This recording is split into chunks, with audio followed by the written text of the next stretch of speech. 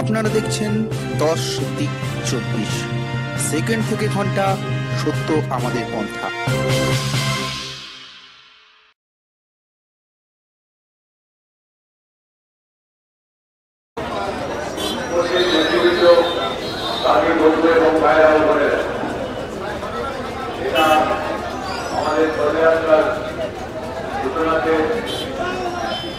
আমি আপনাদের খুব সংক্ষেপে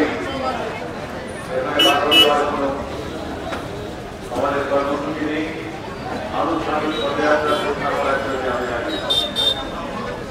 আমি আপনাদের কেবল এটাই বলতে চাই যে এই পদযাত্রা দীর্ঘ দুদিন ধরে চলবে। আপনারা জানেন আজকে এখান থেকে শুরু হয়ে আরামবাগে এবং কালকে আরামবাগ থেকে এই পদযাত্রা ভোগাট এই পর্যন্ত গিয়ে ওই সীমান্ত পর্যন্ত কার্যত গিয়ে এই পদযাত্রা হচ্ছে আমাদের সারা দেশব্যাপী 48 ঘন্টা ব্যাপী ধর্মমত হরতাল সমস্ত কেন্দ্রীয় কেন্দ্রগুলির ডাকে এবং সমস্ত কেন্দ্রীয় কর্মচারী তাদের ডাকে এবং যাতে সমর্থন করেছিল কৃষক সভা এবং মজুর সংগঠনগুলি সারা দেশে ওই সময় গ্রামীণ হরতাল, রেল উপর রাস্তার উপর এইসব লড়াইয়ের মধ্য দিয়ে যে বিরাট সাফল্য অর্জিত হয়েছে। ধারাবাহিক লড়াইয়ের মধ্যে আজকে আমরা মানুষের দাবি নিয়ে প্রত্যেক স্টেটে ভাত চাই, প্রত্যেকের হাতে কাজ চাই, বেকারের হাতে কাজ চাই, কৃষকের ফসলের দাম চাই, তাদের ঋণ মকুব করা চাই, শ্রমিকদের তাদের যে অধিকার সেই অধিকার কাজ করতে আমরা লড়াই করেছি। কৃষকের জন্য আমরা লড়াই করেছি, আমরা লড়াই করেছি এই সমস্ত প্রাপ্ত আছে দিল্লি সরকার এবং আমাদের রাজ্যের সরকার এখানে তাদের শাসনকালে আমরা দেখেছি সবগুলো আক্রমণ থেকে এবং যখন আমরা লড়াইকে সংগঠিত করছি সাধারণ মানুষ সমস্যা হচ্ছে তখন তাদের মধ্যে বিভাজন করবার জন্য তাদের মধ্যে যে সাম্প্রদায়িকতা নিষ্পাপ এটা তৈরি করা হচ্ছে এবং প্রতিযোগিতায় আনন্দ প্রবণকে বক্তব্য হচ্ছে এবং সেই জন্য এই লড়াই আমাদের লড়াই পথের লড়াই।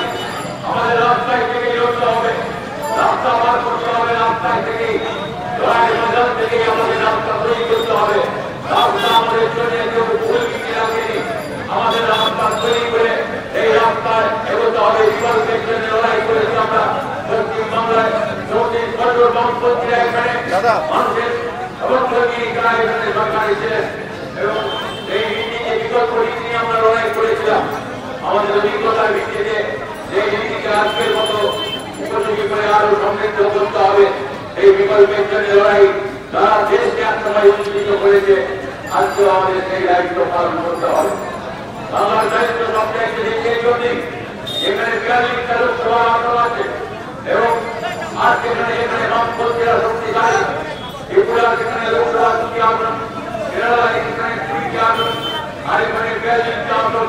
এখানে আমাদের লড়াই উপরে নির্ভর করে সারা দেশে আমাদের পার্টি এবং বামপন্থীদের শক্তি এই সব জায়গায় থাকে বাংলা লড়াইয়ের উপরে নির্ভর করে। যদিও বারবার আমাদের মনে করিয়ে দিতেন বাংলাকে বাড়তি দায়িত্ব পালন করতে হবে, তাই আমাদের লড়াই বহুদূর যেতে হবে এবং এই লড়াই কেবল ভোটের লড়াই না, কেবল নির্বাচনের লড়াই না, আমাদের লড়াই হচ্ছে মানুষের জীবন জীবিকাকে মৌলিক সমস্যা যেগুলো আক্রমণ হচ্ছে তার বিরুদ্ধে প্রতিবাদ করে তোলার লড়াই। আর এই লড়াই আমাদের যেতে হবে ব্রিগেডের ময়দান।